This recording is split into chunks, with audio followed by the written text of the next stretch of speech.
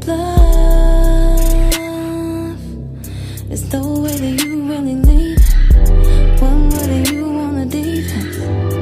I'm calling because. Hey, what's up everybody, and welcome back to my YouTube channel. It's your boy TheMedGuyT.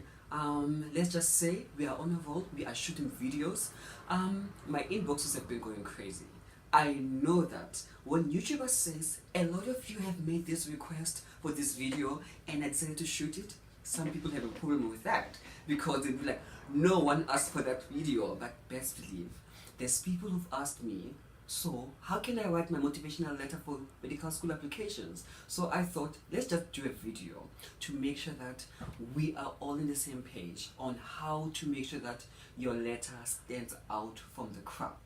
But before we get into today's video, please do subscribe. I see you watching my videos without subscribing. Do leave your comments, do like, and do share this video to make sure that we get to 1,000 subscribers. I did make a couple of notes to make sure that we don't derail and get off topic.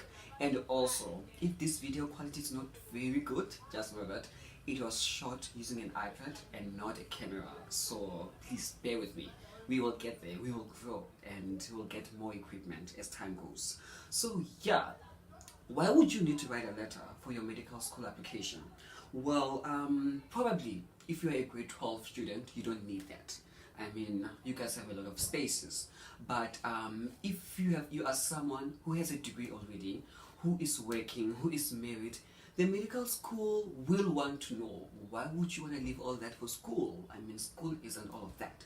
And the only way for you to make sure that they know why you want to make the switch would be to write your motivational letter. Some medical schools do ask for it, others don't ask for it. But though, even if they don't, that doesn't mean that you don't have to write it. You can always write it and send it in. They will read it, and who knows? That might be the one thing that you need to make sure that you stand from the crowd. So let's see, what are some of the things that work and what are some of the things that I think wouldn't normally work. Firstly, I did say that a motivational letter makes sure that your application stands out from the rest. Why is that important? Because let's be honest, when you look at most people's marks, probably our marks are the same, especially if you're going to apply to a medical school. So the only way to make sure that you offer something that is different is to offer a piece of you, and the only way you can do that is by writing a letter. Let's see, I made some notes here, like I said, to make sure that we don't derail, so that is why I'm going to keep on referring to my phone. Then yeah, the purpose of the letter is to make sure that the selection committee gets a piece of you to know what kind of applicant is this, because you don't need to be smart to get into medical school. They're usually looking for people who are compassionate, people who have passion for this, people who are not only book smart but would go far and beyond for their patients. One thing also, when writing your letter, I always tell people that do your research. Go and read on the internet to see, is there any other examples of people who have written their letters before, and take inspiration from that. But please, please, please, try not to copy anyone's letter off the internet. You know what? You don't want your letter to be resembling another applicant's letter. Imagine the selection committee reads your letter and they get so impressed that, wow, this person is so amazing. And then a couple of letters down the line, now your letters start looking the same. There's bits and pieces of the same paragraphs from different applicants. Probably they're going to sit down and be like, wow, hang on, bring all those applicants back and then let's read their letters. And then if they find out that you guys are already plagiarizing your own motivational letters, best believe that might just disqualify you from getting accepted. So you don't want to ruin your chances by stealing a letter off the internet. And wow, you don't have to do that. I believe in you. I believe that you can write an amazing letter. So please, by all means, do that. Another thing, when writing your letter, I always say to people that you cannot write one draft and send it in. No, it doesn't work like that. You have to write that letter and then sit down and rewrite it again. And then if you have to write it for the third time to make sure that that letter is so good that no one can sit there and criticize it. And then even after doing that, give your letter to a friend to review it for you. And then once a friend looks at it and be like, friend, I think your grammar was not so good here. I think you made a couple of spelling errors. I think you could have phrased this line a bit better. Then that, you know what, will help you. I mean, you probably you will read your own letter and be like, whoa, I did so great. And then someone else would read it and be like, actually, I think you can do better. How about we do this? So do give it to someone else to proofread it. Maybe give it to 2 people to do that. And then after that, you can send it through. Another thing, when giving your reasons why you want to study medicine, please do me one favor. Do not write, I want to do medicine because I want to help people. Oh my god. Probably the first applicant to write that, they are going to enjoy it. They're going to be like, wow, this person wants to help people. Amazing. But imagine your application is the 10th one to be seen, and then your letter pops up. And you are the 10th person to say that I want to help people.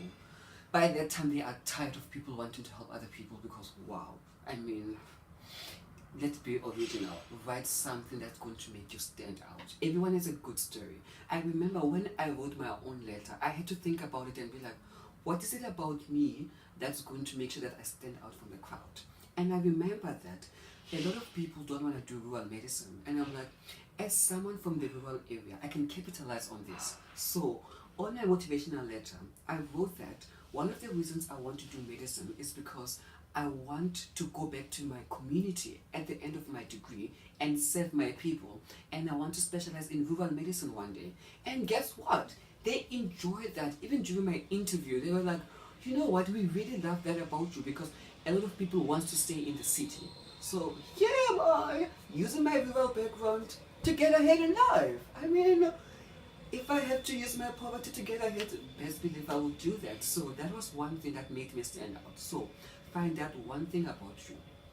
If cardiothoracic surgery it's what you love, find something about it that's gonna make you stand out. So if you love research, do tell them that you love research. There's grounds for research in medicine, and you can always write that on your motivational letter. So give them something unique about yourself. Don't give them too much, just give them a little bit so that they can be curious and call you and be like, we want to find out more about this particular individual.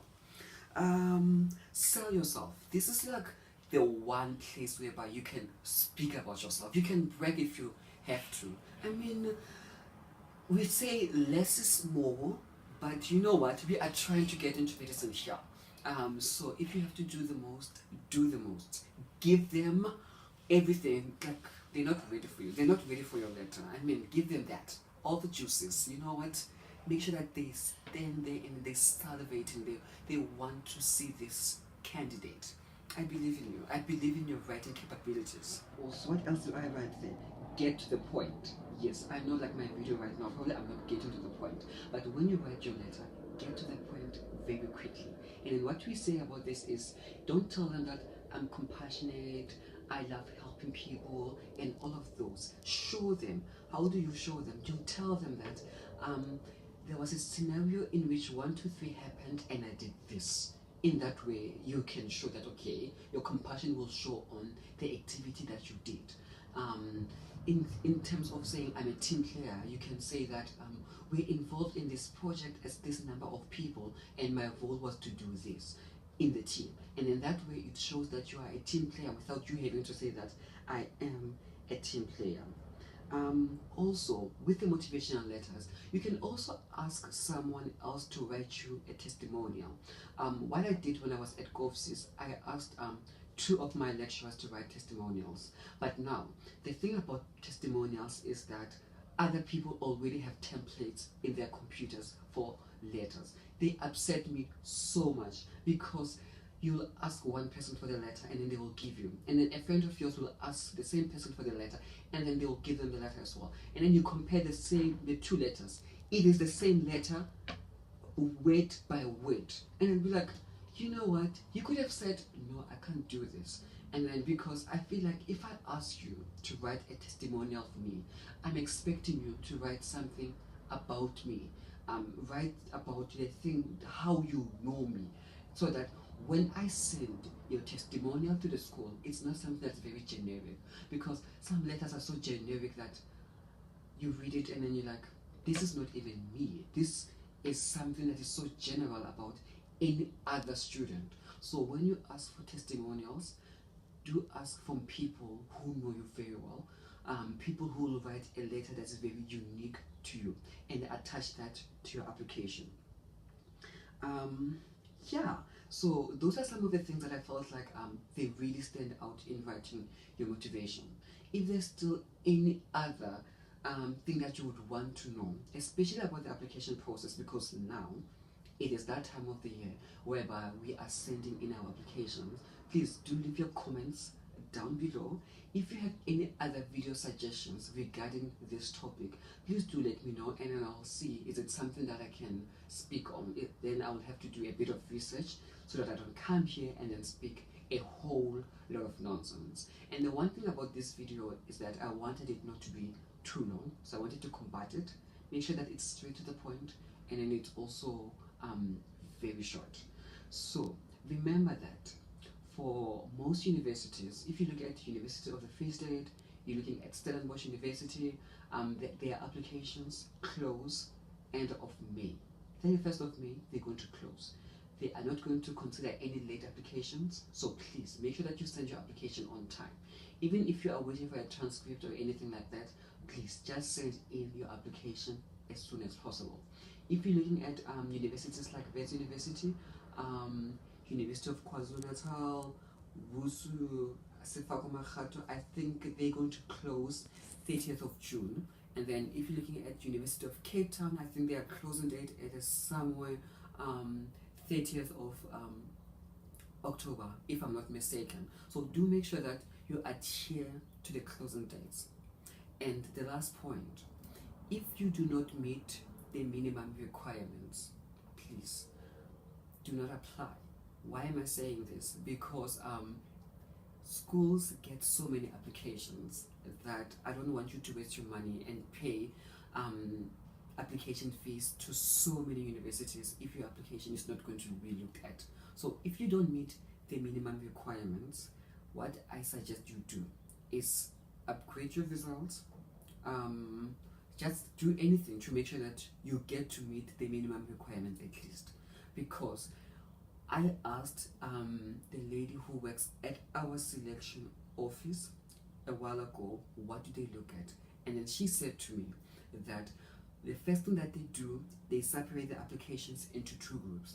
Everyone who meets the minimum requirements goes to one side, and everyone who doesn't goes to the other side. So those people, they don't even look at.